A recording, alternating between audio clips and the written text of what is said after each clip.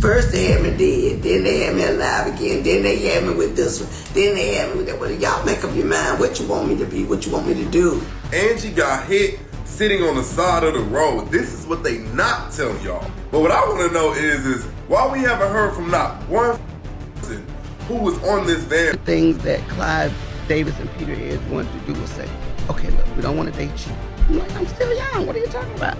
But we don't want to talk about all that stuff that Sugar hears. So they kind of gag ordered me not to talk about. So they wanted to be just a brand new artist coming out. Right. Music. First they had me dead, then they had me alive again, then they had me with this one, then they had me with that what y'all make up your mind, what you want me to be, what you want me to do. Angie got hit sitting on the side of the road. This is what they not telling y'all, but what I want to know is why we haven't heard from not one who was on this van with her. One of the things that Clyde, Davis, and Peter Edge wanted to do was say, okay, look, we don't want to date you. I'm like, I'm still young, what are you talking about?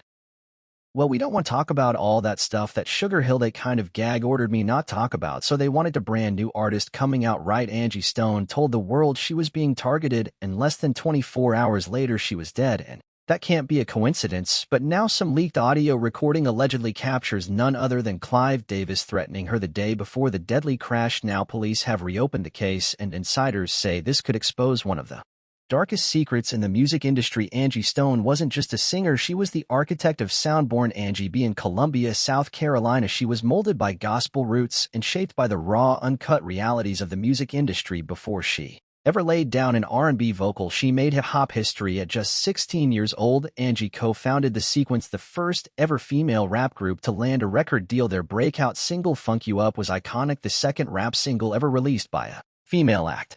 In one of the most sampled tracks in hip-hop, Dr. Dre flipped at Mark Ronson, and Bruno Mars allegedly borrowed from it for Uptown Funk. But guess who never got proper credit or royalties yet? Angie. She wasn't just a voice, she was a force behind the curtain. She wrote, she produced, she arranged, she gave D'Angelo his signature sound, laying the vocal groundwork for albums like Brown Sugar and Voodoo. She even co-parented their son. But that relationship a story of sabotage when D'Angelo became a sex symbol. Angie got pushed out of the picture. Older, darker-skinned, and plus-size didn't fit the fantasy the industry wanted. He let it happen, and when she finally started getting public credit, he pulled away. It was told to me that they were single-handedly put in charge of sending out letters everywhere to make people think that I was the cause of him being exposed to alcohol, to drugs, to everything that could have gone wrong, and we need you to mail this out. And that person knew that it was all fabricated, and they were willing to go on record, and they don't care today, but they're willing to go on record to tell the truth. But that's not all. Jill Scott's entire early image, from vocals to wardrobe, eerily mirrored Angie's. Coincidence? Angie said no. And then there's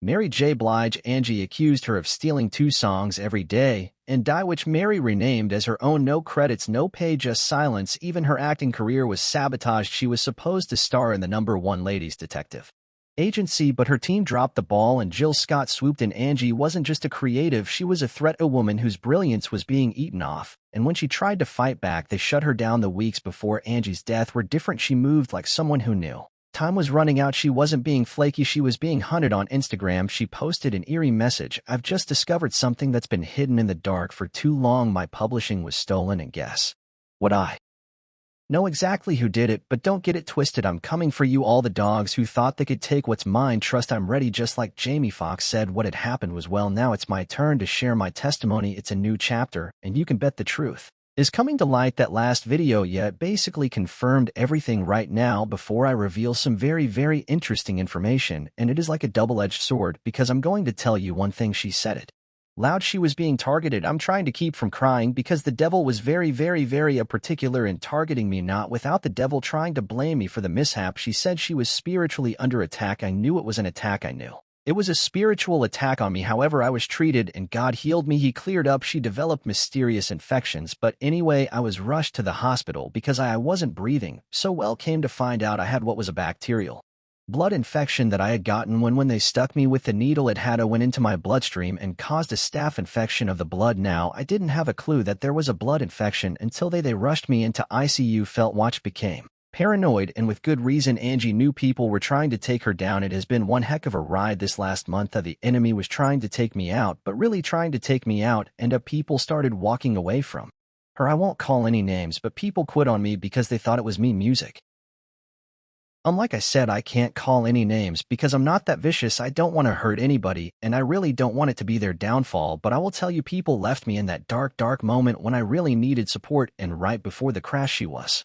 finally ready to go public. Where are my royalties going? Because I'm not getting this. Come to find out, Universal Music has been receiving all my royalties, all my mechanicals. They've taken pretty much everything they've stolen. I won't say stolen, but they have taken all the monies that were due to me. They have basically absorbed in that company, and even though there's several class action lawsuits, people that were working on my behalf never even registered the songs, all the songs that I've done. I'm only coming to find out they were not properly registered by the companies that I signed over to. Behind the scenes, she was preparing to sue Universal Music Group, but there are key people that have been driving the ships, and what they've been doing is improperly representing me, improperly stealing from me, taking things in their own hand, changing and switching lanes because they knew I didn't know that part. She was collecting emails, royalty statements, and even recorded phone calls. Sources say she had reached out to journalists preparing to drop a tell-all memoir with names, numbers, and proof. She claimed her team failed her, that the label took advantage, that she was robbed blind. Angie had receipts, and everyone knew. One way or the other, Universal Music, you're going to have to give up my coins, and so what I'm doing now is whatever is necessary to make sure they pay me for the legacy of my life, for my children and my grandchildren. One insider claims Angie had emailed a known investigative journalist 3 days before her death. That journalist has since gone silent, and when reached for comment, their rep said they were no longer pursuing entertainment stories at this time. Suspicious extremely. The music industry doesn't like that. We've seen this script before, and we know how it ends. Now fast forward to March 1st, 2025, when Angie was killed in a car crash in Montgomery, Alabama. That's what the headline said, at least music. It happened after one of her shows in Mobile. She was in a Sprinter van with 8 other people, but somehow she was the only one who didn't make it. Now pause. Doesn't that already sound sue? Because it gets worse. The crash was chalked up to brake failure, but not everyone bought that story, especially not the prosecutors, who started poking holes in the whole accident narrative. And guess whose name started coming up real quick? Clive Davis. Yes, that Clive Davis. See, Angie wasn't just making music, she was doing math, like real calculations. She had been quietly collecting paperwork, tracking royalties, and realizing some of her coins weren't adding up. And just 3 days before her death, she reportedly confronted Clive about those missing funds, not in private either, on a voice recording she stashed in her cloud. Now tell me why that very same day she told someone close to her that she was scared for her safety, and she was still planning to meet with journalists to drop all the receipts she'd gathered.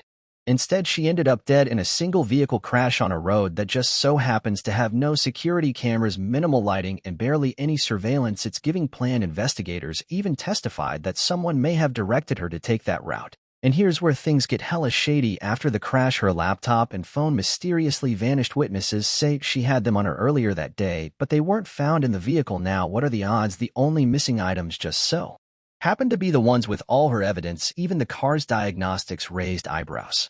According to a tech expert who testified, the vehicle safety systems were remotely accessed less than 20 minutes before the crash, like someone hacked. And this is precision sabotage. You'd need professional-grade gear to do what was done. So who had the tools, the skills, and the motive? Electronic tampering, brake failure that didn't match a natural malfunction. The Sprinter's black box showed external access minutes before the crash, and you know you need specialized tech to do that. Does that sound like an accident to you, or does it sound like a hit? And let's not ignore this. The road where it happened barely had any cameras, a whole major artist, no security, no press, no surveillance. It's almost like someone picked that spot on purpose. According to a local Alabama EMT source, when first responders arrived on the scene, they were told by unmarked federal agents to hand over Angie's personal items, including her backpack, which reportedly contained a hard drive. The medics said this had never happened before, even in high-profile accidents. Another report from a crash reconstruction analyst claimed